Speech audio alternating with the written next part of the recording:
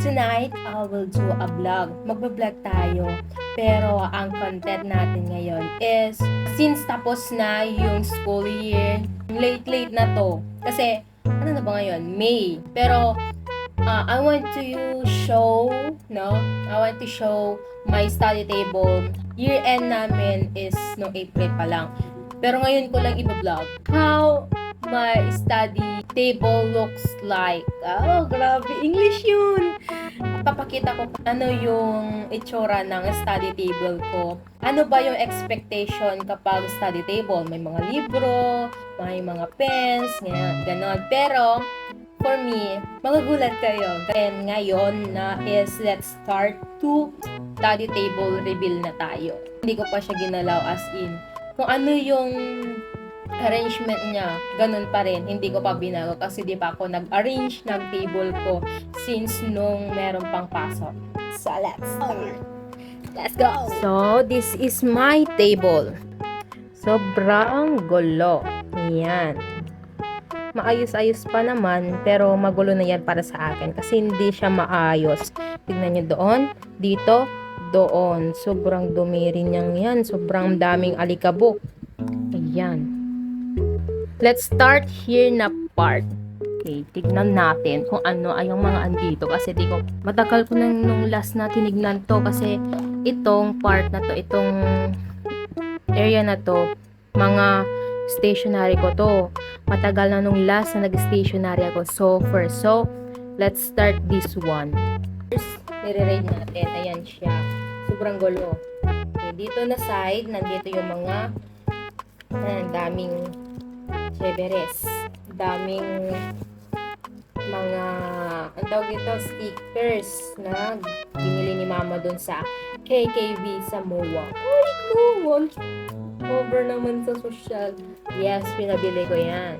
Mga sticker. Cover memo. Ayan. And then, may nakasulat. May objectives pa talaga. Basta, huwag na lang. Ganyan. May nakasulat eh. Hindi siya love letter, ate. Pero ano siya. Parang notes lang nung pinag-notesan ko noon. Pero di ko tinuloy kasi sobrang aesthetic ng design kasi. O yan, tinanggal ko na. Ganyan siya. Ayun, binuksan ko yung ilaw sa harapan ko para makita niyo yung kagandahan ko. Ay, yan. Pero ito, di ko ginagamit sa pag-aaral ko. Di naman ako nagme-memo pa. Knowledge lang tayo eh. So next, ito, wala. Papel lang, basura natin. May notebook dito.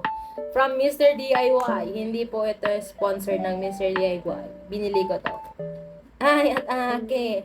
May pagganyan-ganyan siya. Tawag dito, to-do list. Ay, may to-do list pala ako nun. Kahit naman gulo yung ano eh. Hindi ako organized na tao sa paggawa ng mga activities.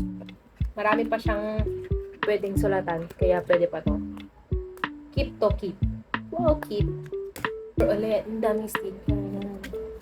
Basta yan. Secret na sticker. Isa pang sticker. At sticker ng mga words. Words, letters, at numbers. Yan. And we have here. Tagal nito ah. Hindi ko pa nagamit. Yakak ba to? Kasi ang daming design ng sticker. Ayaw mag-focus ah. Ayan o. Daming design ng sticker. Ikat ba to? Hindi ko rin alam. Basta yan. May Mickey Mouse. Ay, atake. May index card na marami. Index card. Nung index card lang ko eh. Yan. Puro index card. Color pencil. Malamang. Memo pad. Memo pad. Hindi naman ginagamit, memo pad, hindi ginagamit, memo pad, at memo pad. At, syempre, scrapbook nga ni ang buhay natin noon. Yan, design ko na yun Scrap asin. Malamang scrapbook nga ni. Yan, kitsy. Ayan. Ito. Postcard ng I Love You Since 1892. Si Juanito at Carmela. At, ala ka. May pa-reveal ba dito? Ay, may ano po to. Lomo cards. Sisuno. Tas, diary na to. Wag ko nang basahin. Tas, ang daming revelation yan. Charas. Wala lang. Day diary ito noon. Di ko alam kung ano, grade 7 pa ako noon. Sobrang daming memories nito. So, for as in 100%. Ayan, mga pakita ko na lang yung mga example ko ng scrapbook. Siya.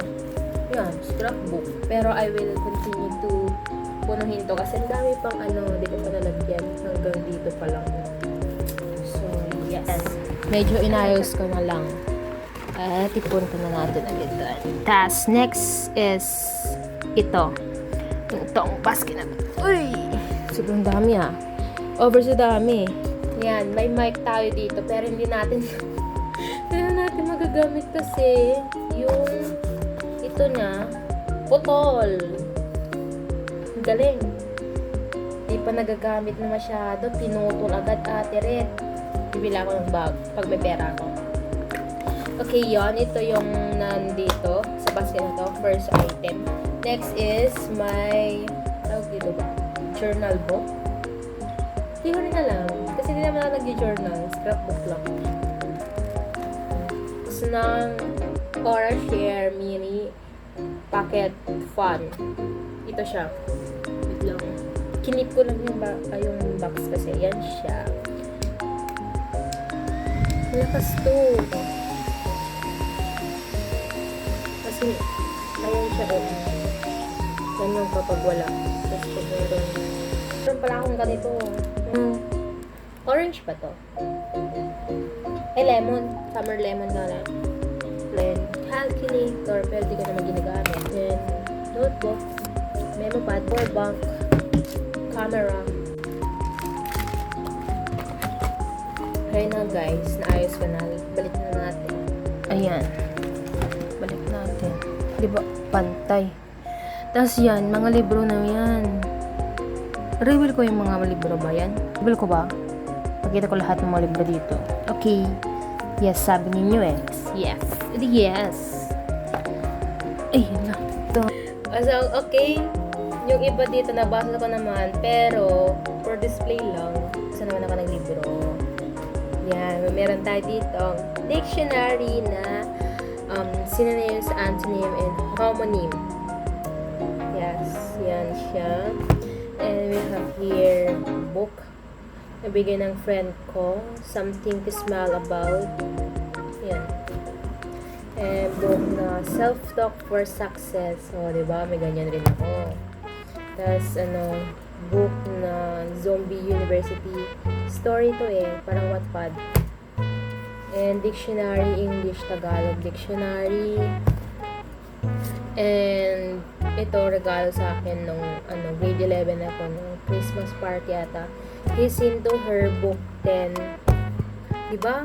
Grabe, book 10 na agad. Walang book 1, 2, 3. Yung binigay sa akin, book 10 na agad. Galing. Tapos, book na Charlie and the Chocolate Factory. Maganda to. Mas maganda kung basahin nyo muna yung book bago yung movie. Then, Florante at Laura. Ginamit namin to nung anong grade namin? Grade 10. Ay, hindi. Grade 8. I Love You Since 1892. Featuring Marlo. Nito namin. Yes. 30 Days to Better English. Huwag niyo akong bashin. Di ko pa nabasa lahat to. Di ko pa na enhance my English. Speaking daw. But, maganda tong libro na to. It's the Province Step-by-Step program will help you build your vocabulary, avoid pronunciation errors, sharpen your spelling, improve your grammar, express your ideas clearly and correctly. Kung gusto nyong ma-enhance yung English ninyo, maganda tong libro na to. Book of Dr. Jose Rizal No Limitang Hiring. Ayusin natin ulit. Ayan. Iya.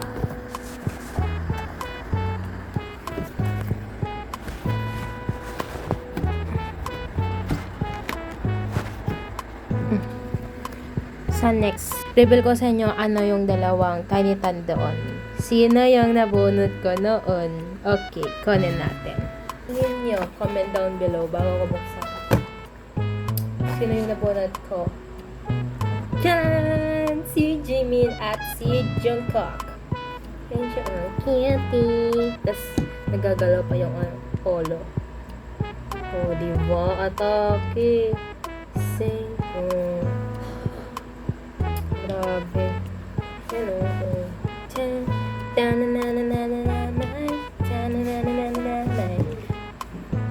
Tapos meron siyang parang photocard ganun.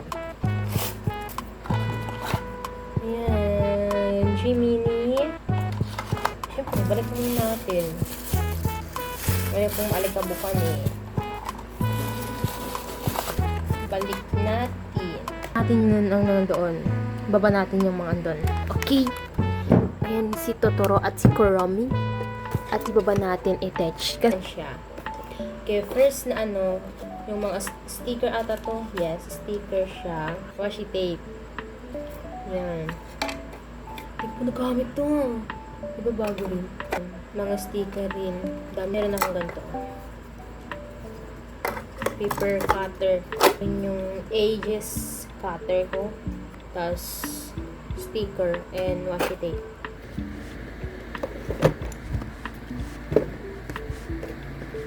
Tapos balik natin ito and i-touch. Ito lang. Yun yung nandyan, oh. Wait lang. Iayos ko lang. Ganyan na. Huwag ko na ibaba. Mga kwan na lang yan. Hindi na to case ng eyeglass ko. Yun yung wallet. Mini altar. Ganon. Yung atake.